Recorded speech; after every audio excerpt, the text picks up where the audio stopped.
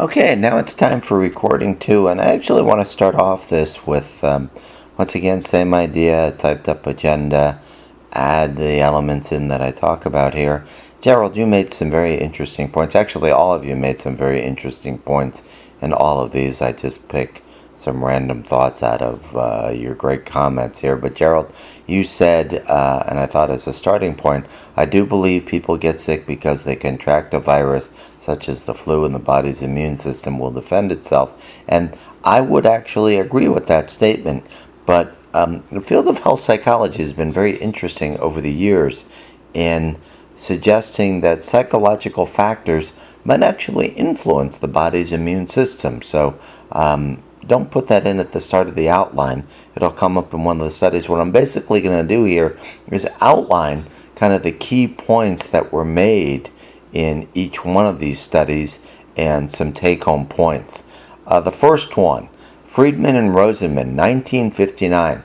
The date is important because till this point in time, nobody had ever really looked at psychological factors in medicine. Certainly the psychosomatic by Dunbar and Alexander in the 40s, but this was a study that looked at men who were working on a job and found that a group of men, Group A, had an intense, sustained drive for achievement and being competitive with deadlines.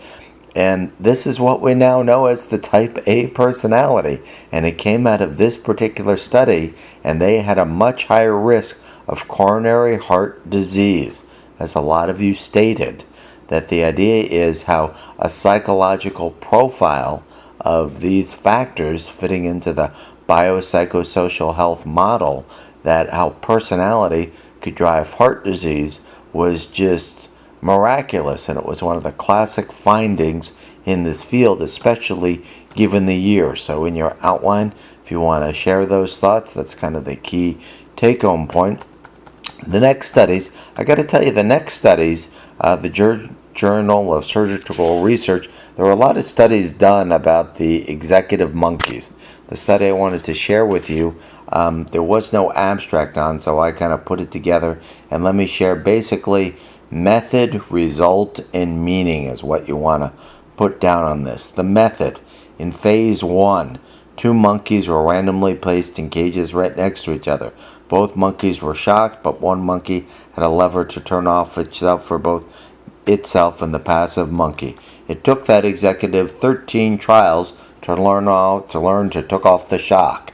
But this study was done, and you don't have to write this in your notes, at the University of Michigan.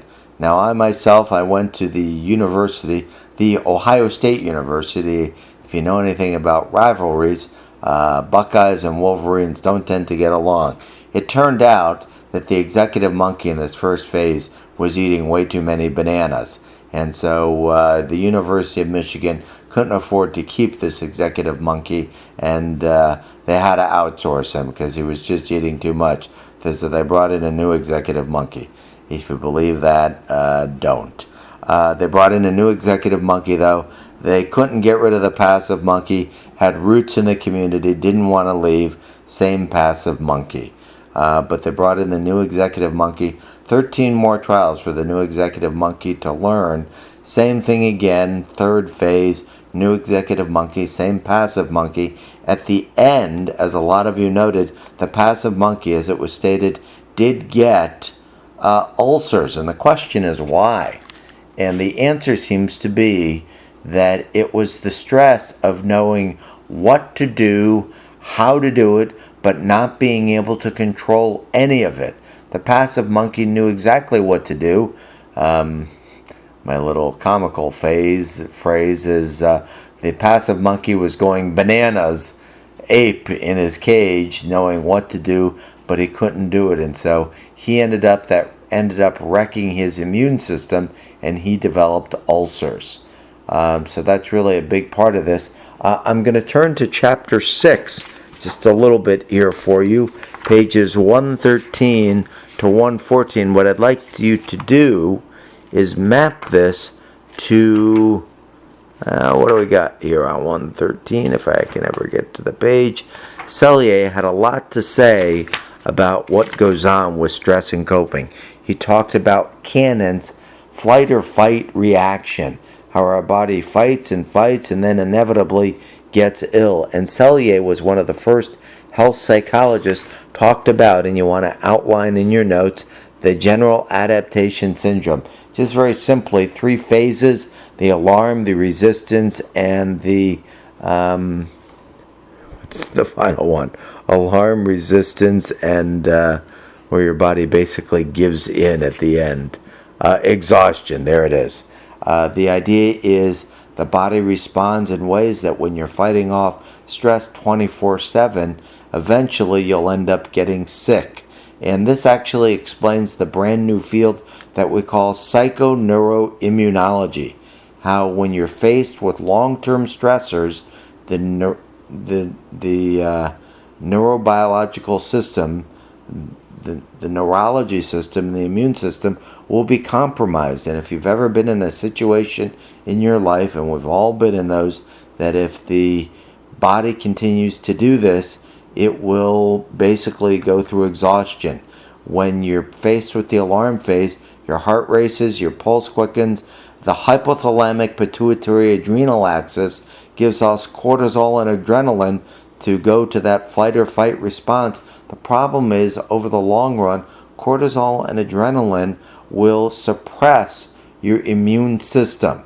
And this is very important to know. So when you come in with these situations for long periods of time, as a lot of us are leading very stressful lives, eventually you end up getting sick. I have stories in my own life. If you want to share a story from your own life, that would probably be good, where you saw this happening with yourself or somebody else and map it back to this particular situation.